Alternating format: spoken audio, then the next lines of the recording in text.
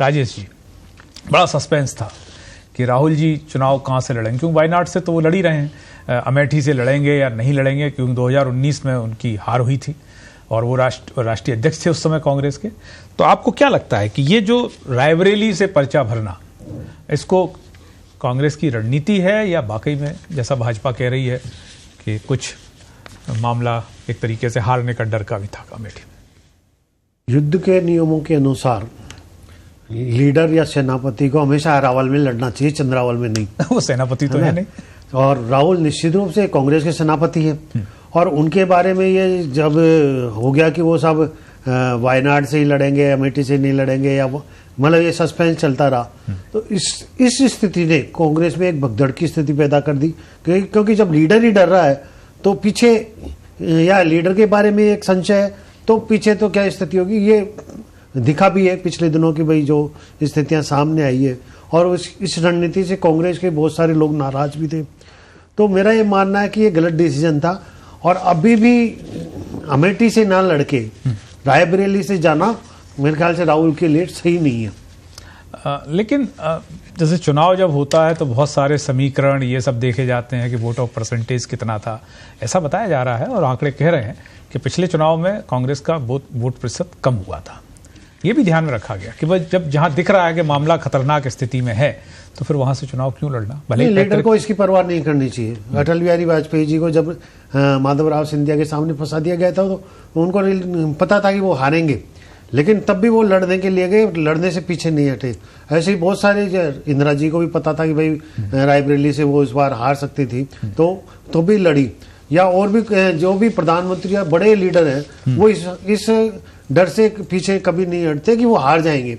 वो लड़ते हैं अपने कार्यकर्ताओं में जोश जगाने के लिए, अपनी पार्टी में जोश जगाने के लिए, और कभी भी मतलब पीछे हटने का मतलब ये होता है कि आपकी पूरी पार्टी को धक्का लगेगा, और वो कांग्रेस को लगा है।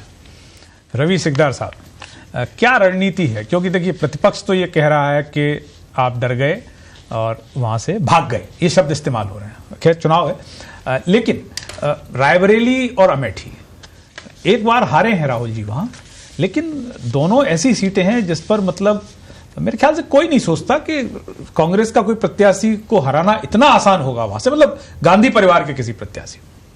देखिए अभिषेक जी, राहुल गांधी जी राजनीति और शतरंज के बहुत बड़े खिलाड़ी हैं, और वो जो भी निर्णय लेते हैं बहुत सोच समझ के लेते हैं। और जो ये रायबरेली से लड़ने का निर्णय है, ये पार्टी नेतृत्व का निर्णय है।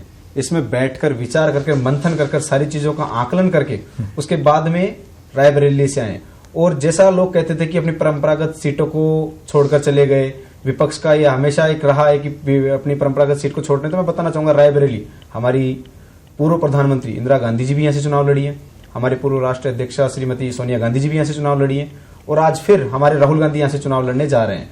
तो ये एक परंपरागत सीट नहीं, ये जिम्मेदारी है और कर्तव्य है जिसका निर्वहन राहुल गांधी जी कर रहे हैं। और मैं आपसे बताना चाहूंगा कि जैसा राजेश जी कह रहे थे कि डर कर चले गए या ऐसा वैसा जो भी इन्होंने उपयोग लिया शब्द, ये हो सकता है इनके निजी मत है, लेकिन मैं बता सकता, मैं इनको भी बताना चाहूंगा, पत्रकार है वो वही बातें कह रहे हैं, मैं इनके निजी वक्तव्य पे कोई हस्तक्षेप या प्रश्न चिन्ह नहीं लगा रहा, लेकिन मैं इनको बताना चाहूंगा कि मोदी जी 15 साल तक गुजरात के मुख्यमंत्री रहे, लेकिन उस जगह को छोड़कर वाराणसी से चुनाव लड़ना, हमारे मुख्यमंत्री भरतपुर से आते हैं, भरतपुर को छोड़कर, अपने गृह जिले को छोड़कर सांगानेर से चुनाव लड़ना। दिया कुमारी जी हमारे सामने ये उदाहरण है, दिया कुमारी जी सवाई माधोपुर से चुनाव लड़ती हैं, राजसमंद से सांसदी लड़ती हैं, उसके बाद में विद्याधर नगर आ जाती हैं। तो ये हमने कभी इस पर प्रश्न चिन्ह नहीं लगाया, क्योंकि ये इनकी पार्टी के अंदरूनी निर्णय है। आज सीट से कौन कहां से लड़ रहा है ये मायने नहीं रख रहा है, आज मायने रख रहे हैं कि देश के मुद्दे क्या हैं, देश की आवश्यकता क्या है, देश की जरूरत क्या है, उसके आधार पर चुनाव लड़ना, उसके आधार पर बात करना। हमारे राहुल गांधी जी वही कर रहे हैं जो आज देश की जरूरत है। क्योंकि आप देख लीजिए 10,000 किलोमीटर की यात्रा थी, उसमें से जो निष्कर्ष निकल कर आया उसको हमने न्याय पत्र में उतारा।